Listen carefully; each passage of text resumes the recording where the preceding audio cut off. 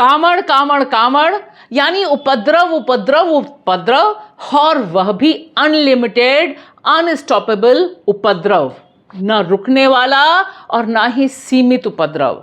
सावन का महीना सड़कों पर हुड़दंग और उपद्रव के नाम पर बुक हो जाता है। खास तौर से उत्तराखंड और हरिद्वार से लेकर दिल्ली तक के सारे रूट, कब कहां पर कौन सा कांवड़ टूट पड़े, किस पर बर्पा हो जाए, इसका अनुमान ना कांवड़ लगा पाते हैं और ना ही उनकी चरण वंदना में बिछे पुलिसकर्मी और प्रशासन।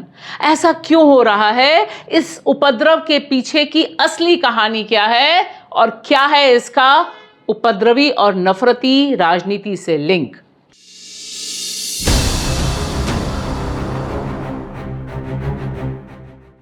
नमस्कार, मैं आपकी दोस्त भाषा और बेबाक भाषा के संडे ऑफ बीट में बस धर्म के नाम पर चल रहे इस उपद्रवी खेल को लेकर अपनी कुछ चिंताएं और पड़ताल लेकर आपके सामने हाजिर हूं।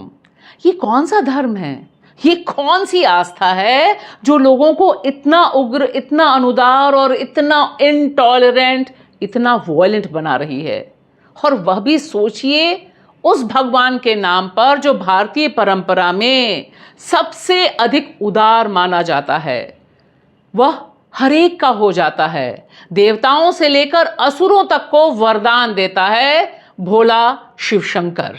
शिव यानी भोलेनाथ ने समुद्र के मंथन से निकले विष को पिया और उसे शांत करने के लिए ही यह जल चढ़ाने की परंपरा निकली कांवड़ यात्रा के रूप में। अब सोचने की बात यह है कि विष का काट, जी हां, शिव ने विष पिया, उसका काट करने के लिए शीतल पानी से जो काट था, उसके बजाय यह कांवड़ रास्ते में नफरत का विष क्यों फैलाते हुए जाते हैं? सोचिए और पूछिए, दिल को टटोलिए, आस्था को टटोलिए कि उस देवता के नाम पर जल चढ़ाने वाले यह भक्त ऐसा तांडव क्यों करते हैं कि हर एक को लगता है कि बस इस रास्ते से उसे गुजरना ना पड़े, गाड़ी लेकर ना जाना पड़े, या फिर ढाबे वाले भी अब तो राम राम कह के कह रहे हैं कि बस भाई कांवड़ यहां से गुजरे और हमें शांति मिले। अब देखिए, इस पूरे रास्ते में कांवड़ यात्रा के समय स्कूल बंद, कॉलेज बंद, रास्ते बंद, और यह यात्रा पिछले 11 साल में यानी मोदी जी के शासन में आने के बाद से, और उत्तर प्रदेश में योगी जी का शासन, उत्तराखंड में धामी जी का शासन, उसके बाद इसका जो उपद्रवी रूप है वह और ज़्यादा स्थापित हो गया है। जिस तरह से पूरा प्रशासन मुस्तैद रहता है इस कांवड़ यात्रा को सुव्यवस्थित निकालने के लिए, फूल वर्षा करने के लिए, तमाम इंतजाम करने के लिए खजाने के खजाने खोल दिए जाते हैं, लेकिन फिर भी जिस तरह से हरिद्वार का यह वीडियो जो सामने आया है कि मजबूरी में पुलिस को कहना पड़ा कि ये लोग जानबूझकर रूट बदल रहे हैं और वहां पर लाठीचार्ज इस्तेमाल करना पड़ा। क्यों? भला सोचिए तो। शहर की व्यवस्था सुचारू रूप से चलती रहे, लोकल आदमी भी आता जाता रहे, इसके लिए इनसे मात्र ये कहा जा रहा है कि आप नहर की पटरी से चले जाएं, पर ये वहां से जाने को राजी नहीं है और अपनी अराजकता पर उतर कर आ गए हैं। जो भोलेनाथ अनगढ़ हैं, अवघड़ हैं, कहीं भी रमते हैं, कहीं भी विचरते हैं, उन्हें ऐसा शुद्धतावादी बना दिया गया है कि प्याज से आस्था खंडित हो जाती है। शिव के नाम पर ले जाया जा रहा जल बाइक के बगल से गुजरने, कार के बगल से गुजरने से खंडित हो जाता है, और लोग शिव का नाम लेकर उस बाइक वाले लोगों को, कारों को तोड़ने में लग जाते हैं। ये कहाँ की आस्था है भला? ये कैसी शिव भक्ति है? सोचिए और सवाल पूछिए अगर पूछने का मौका मिले, क्योंकि धर्म और आस्था मन मस्तिष्क की शुद्धि के लिए होती है, ना कि यह सब करने के लिए होती है कि आप ढाबा, एक हिंदू महिला जो ढाबा चला रही है उसे ही तोड़ देते हैं, उजाड़ देते हैं, और हर जगह लोग कह रहे हैं कि प्याज तो बहाना है, बिल ना देना पड़े, पैसा ना देना पड़े, असली वजह यह है। क्या यह शिव की भक्ति है। भैया मैं आपसे माफी मांगती हूँ, कोई बात नहीं, गलती हो गई, हम जो भी वो होगा हम आपका वो करेंगे। कि वो कहने लगे कि नहीं हमारा जल खंडित हो गया। मैंने कहा कोई बात नहीं, हम आपको जल ला के देंगे, पर ये तोड़ फोड़ बंद कर दीजिए। नहीं माने।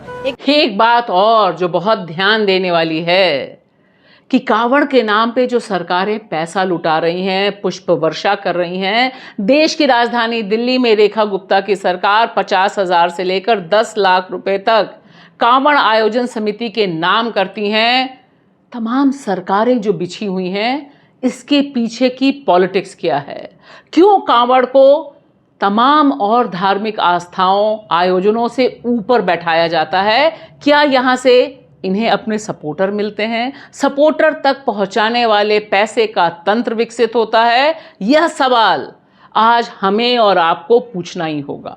दिमाग की बत्ती जलाइए तो दिखाई देगा कि कांवड़ के नाम पर, जो धर्म के नाम पर वैशीली राजनीति चल रही है, नफरत वाली राजनीति चल रही है, वह दोनों साथ साथ चलते हुए दिखाई देते हैं।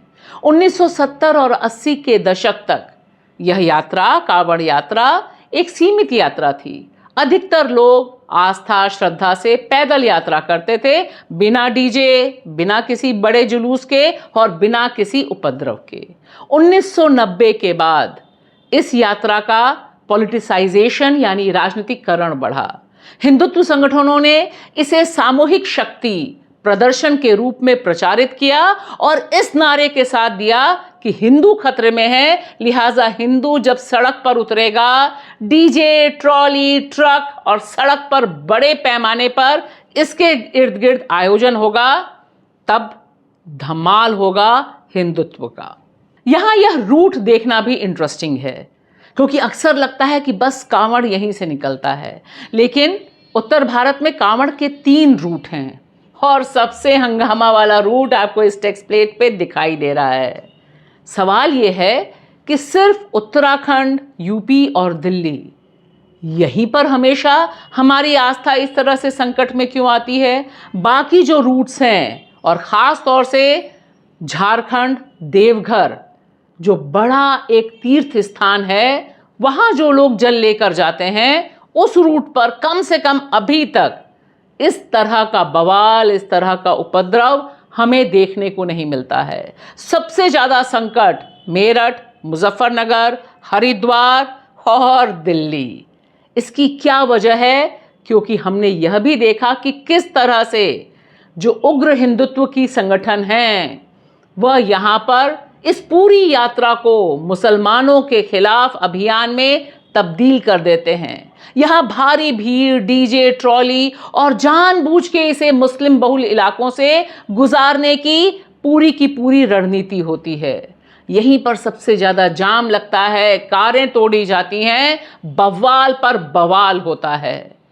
यह ऐसा क्यों है? यह सवाल अगर हमने और आपने नहीं पूछा जो इन इलाकों में रहते हैं, तब शायद कल हमारे लिए और बड़ा संकट होगा। सबसे पूछिए कि जो सुल्तानगंज, देवघर जाता है, वहाँ पर इस तरह का बवाल क्यों नहीं है? थोड़ा मोड़ा छोटी मोटी मारपीट, कांवड़ टूटने पे हंगामा, वह तो समझ आता है, लेकिन इस तरह का बवाल जो आपको दिखाई दे रहा है, रोज़ दिखाई देता ही होगा, यह सिर्फ इस इलाके में क्यों है? और ध्यान से देखिए ये शक्लें भी। ये कौन लोग हैं जिन्हें कांवड़ के नाम पर इस तरह से उपद्रवी ब्रिगेड में तब्दील किया जा रहा है? ये कौन से हिंदू नौजवान हैं? अधिकतर इनमें पिछड़ी जाति के हैं, दलित समाज के नौजवान हैं, जो बेरोजगार हैं। उन्हें आखिर किस तरह की ट्रेनिंग दी जा रही है? नशे और बाकी मादक पदार्थों का सेवन, वह सब खबरें हम छोड़ भी दें, तो यह हिंसा की ट्रेनिंग क्या उन्हें किसी और पेशे के लायक रखती है? क्या यह और इनका पूरा परिवार, उनका भविष्य चौपट नहीं हो जाता? क्योंकि उन्हें हुड़दंग करने की आदत पड़ जाती है। वे मेहनत करके कमाई करने लायक कितने बचते हैं, इस पर अलग से बात होनी बहुत ज़रूरी है। लेकिन मुझे चिंता इन नौजवानों की है, क्योंकि देश का भविष्य इन पर टिका हुआ है।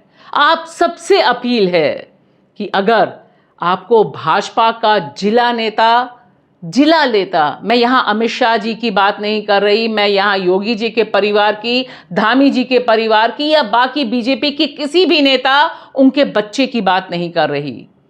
ध्यान से देखिए, अगर आपको अपने इलाके के सबसे बड़े बीजेपी के नेता के बच्चे इस तरह से कांवड़ पर हंगामा, कारें तोड़ते, बाइक तोड़ते, लोगों को मारते दिखाई दें, तो प्लीज आपसे रिक्वेस्ट है कि हमें उनकी फोटो कमेंट बॉक्स में जरूर भेजें, ताकि हमारे भी ज्ञान चक्षु बढ़ें, ज्ञान चक्षु खुलें। लेकिन फिलहाल एक बात साफ है कि यह सारी उपद्रवी हिंदू ब्रिगेड जो पैदा की जा रही है, वह एक इस तरह की भीड़ है जिसके दिमाग में बैठा दिया गया है कि देश के कानून से वे ऊपर हैं, उन्हें कोई भी रोक नहीं सकता। जिस तरह से हरिद्वार में भी वह पुलिस से भिड़ते दिखाई दिए कि तुम होते कौन हो हमें रोकने वाले, हम जिस रूट पे जाना चाहेंगे वहां चले जाएंगे। ध्यान रखिए, यह देश की शांति के लिए खतरा है। यह कांवड़ उपद्रव फैलाने का एक नया पॉलिटिकल टूल है, राजनीतिक हथकंडा बन गया है, क्योंकि यह ब्रिगेड ही हर दंगे फसाद में काम आती है इन बड़े नेताओं के। शुक्रिया।